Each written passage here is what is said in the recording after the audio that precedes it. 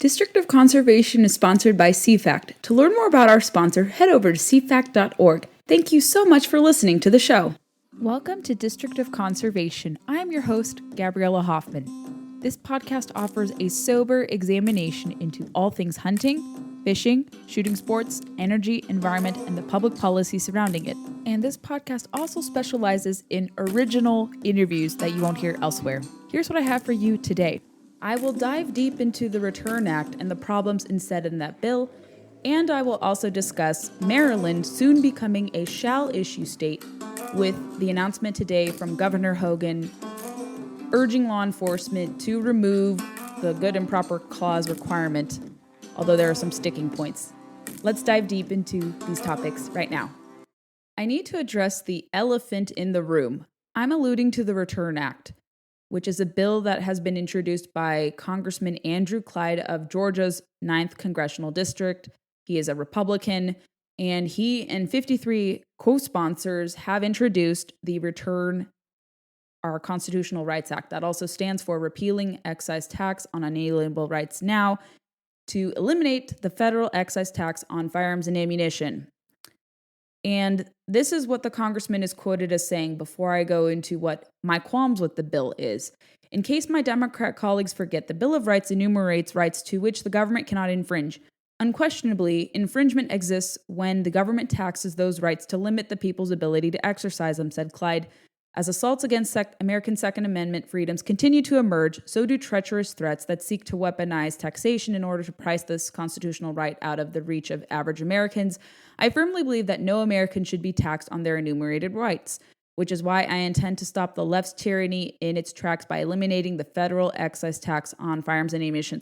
Before I explain why this is foolish, the likelihood of this passing, the Return Act passing, is very slim. I want to preface my discussion of this, but let's talk about the symbolic nature of why this is problematic. Now, Congressman Clyde is saying this is in response to my congressman's bill, the Assault Weapons Excise Act of 2022, which would impose a 1,000% tax on semi-automatic AR-15 rifles. Don Beyer is a anti-gun zealot, but you don't need to one-up him by passing a similar bill which would go in the opposite extreme direction. Let's first also talk about what the Pittman-Robertson Act is with the question of excise taxes. So actually, it was just the anniversary of the Pittman-Robertson Act passed into law. It's a seminal law passed in 1937 when sportsmen and women recognized at the turn of the 20th century that market game hunting and conservation funding were not guaranteed. There was no mechanism to perpetuate wildlife, to keep different species around. So sportsmen and women, namely hunters and anglers, specifically hunters and shooting sports enthusiasts, because there's the Dingell-Johnson Amendment for the fishing and boating side. What does the Pittman-Robertson Act do specifically? I'm going to read for you guys what exactly happens with Pittman-Robertson. We've talked about this at length here, but I'm going to rehash it because I think what is lost on these Republican members is their failure to understand PR funds. And Congressman Clyde even goes in his press release saying that what he wants to do instead of Pittman-Robertson Act is to basically gut it, and he wants to redirect unallocated lease revenue generated by onshore and offshore energy development on federal lands, which currently flows into the general fund to continue funding these important programs. We're going to talk about the money's generated, but if you want it to be like LWCF or something of that nature, you won't have anywhere near the same level of funding that you see currently with Pittman-Robertson funds. It is also a law that allows for us to see continued funding at the state wildlife agency level of wildlife conservation projects, habitat restoration efforts, and also hunters' education. What is the excise tax instituted? What's the percentage?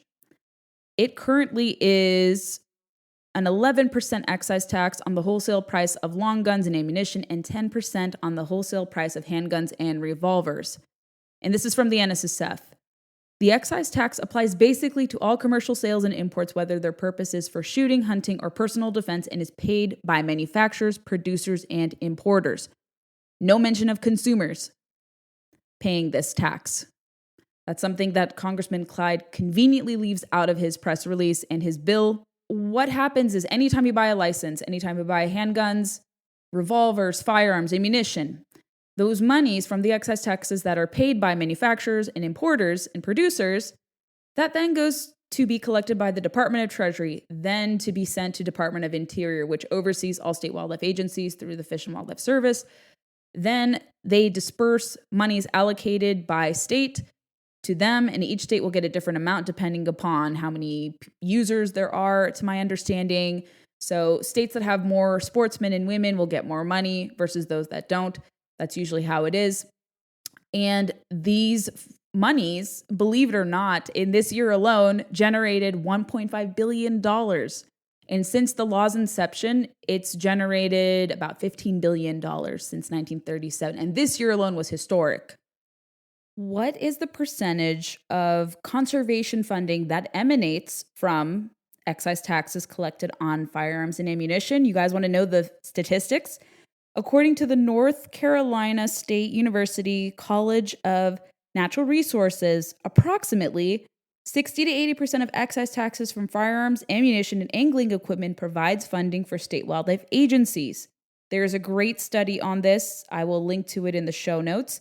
So why are we seeing this effort? We're seeing attacks from, if we want to put it into political terms, we're seeing attacks from those on the far left with the negotiation between the Center for Biological Diversity and the Fish and Wildlife Service, which apparently both entered into final settlements to repeal the opening of 2.2 million acres to new fishing and hunting opportunities that were opened in the summer of 2020 under the Trump administration.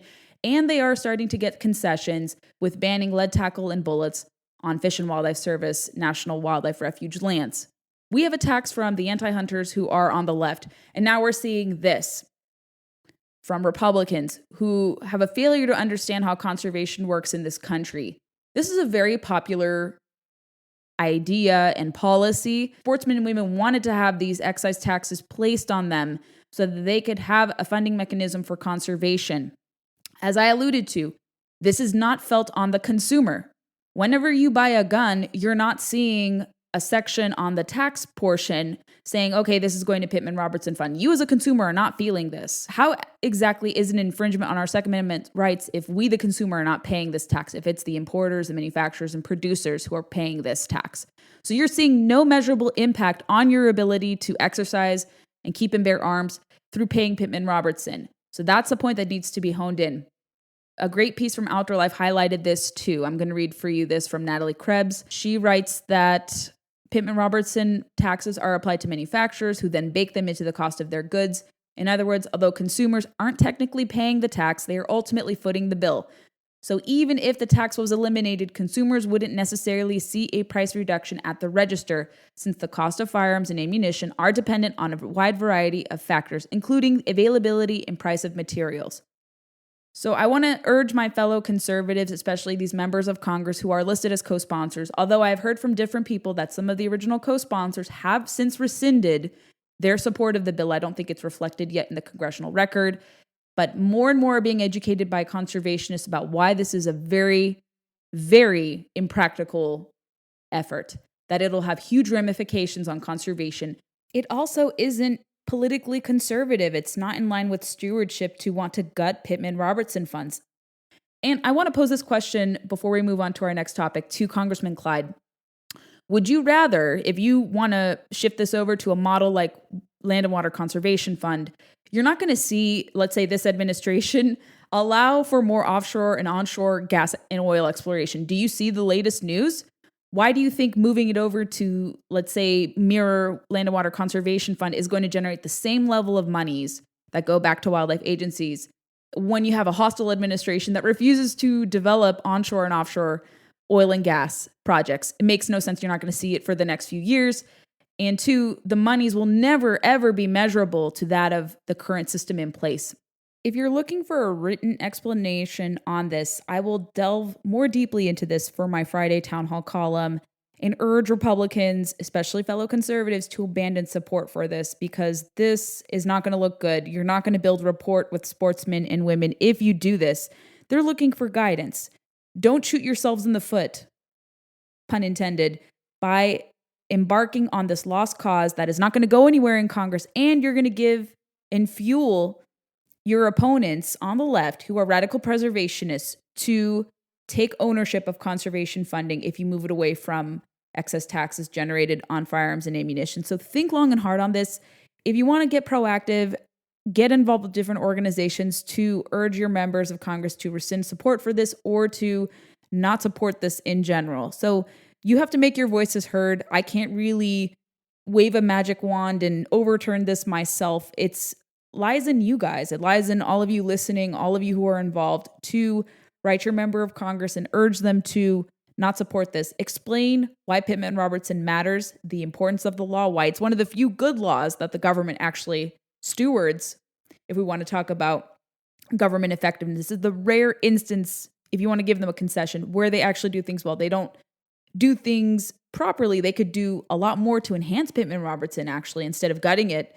But I think this is one of the few efforts that can bring together people, whether you're on the right or the left. And please, conservatives, don't proceed with this. You don't need to own the libs here.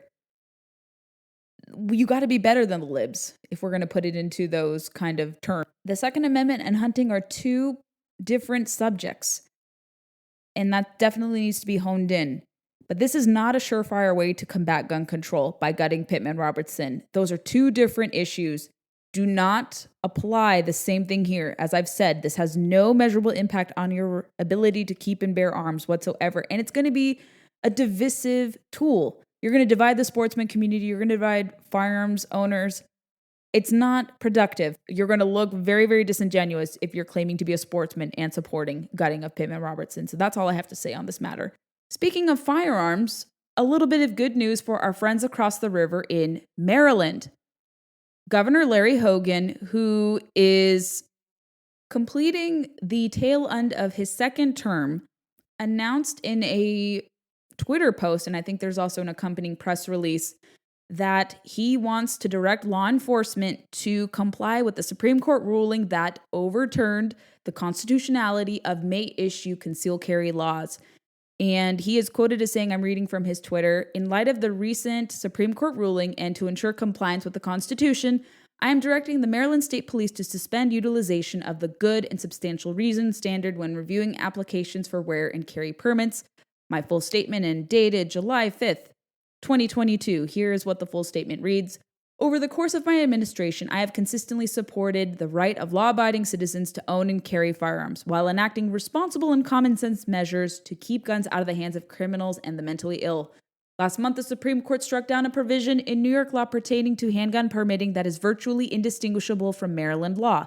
In light of the ruling and to ensure compliance with the Constitution, I am directing the Maryland State Police to immediately suspend utilization of the good and substantial reason standard when reviewing applications for wear and carry permits. It would be unconstitutional to continue enforcing this provision in state law.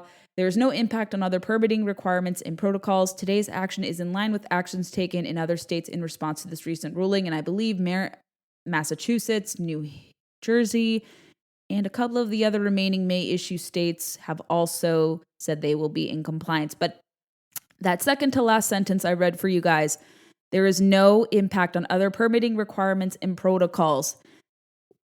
I wonder, would the localities, let's say Montgomery County and Prince George's County, would they still create barriers to concealed carry applicants?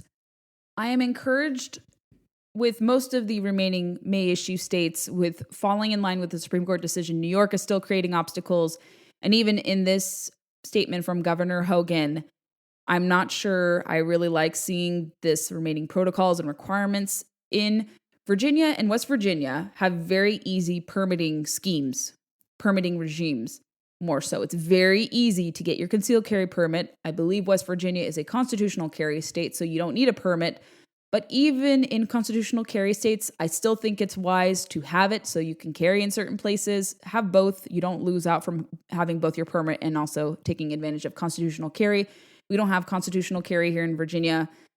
But I am encouraged to see this. I know Marylanders have been very envious of us in Virginia and those in West Virginia. And even DC. DC has a slightly better permitting system than Maryland does. If DC had it before Maryland, something was wrong in that picture. So I think we're going to see a lot of people get concealed carry permits. They can't deny you for getting it. I hope they don't create further obstacles. And we will interview some Maryland permit holders or would-be permit holder applicants very soon. I've connected with some interesting people recently, and I really want to hear their take. I really want to know how the process is going to be. Is it convoluted? Is it going to be difficult? So if you are someone living in one of these states that will soon be shall issue, especially in Maryland, let's talk. I would love to share your story and get it out there here through the podcast or even through townhall.com.